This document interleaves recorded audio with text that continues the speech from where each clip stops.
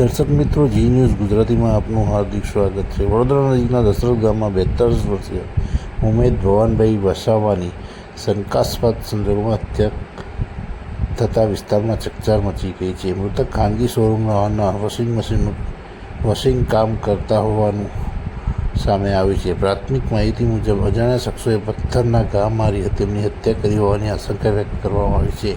ઘટનાની જાણ થતાં પોલીસનો કાફલો તાત્કાલિક સ્થળ પર પહોંચી ગયો હતો।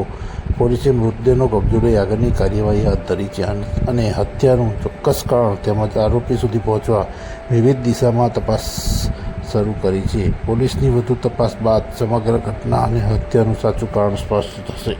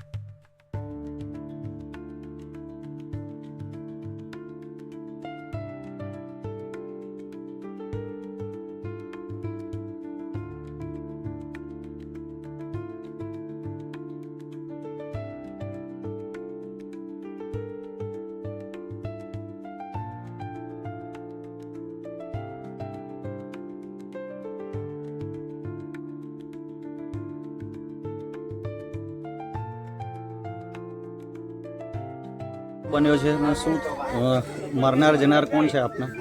આપણે તો મારો છોકરો મોટો છે, ત્યાં મેં આખું ઓપરેશન કરાવ્યું આંખોનું, એટલે હોય કે પપ્પા તમે 2 દાડા આરામ કરો, હું તમારા બદલામાં જાઉં છું। એટલે હવે એવો આવતો હતો 2 દાડા તો 2 દાડા થયા, ત્રીજી દાડા તો એને આ બનાવ પરણિત હતા એ ભાઈ મરનાર પરણિત હતા છે, 2 છોકરીઓ 1 છોકરો છે।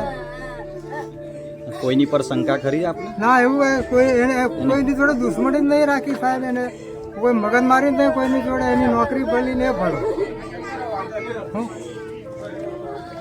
મરણ પામેલ કોણ છે તમારા? મારા ભાઈ છે। અને શું બનાવું?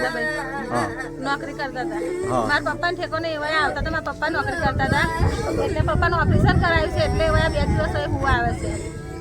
બરાબર।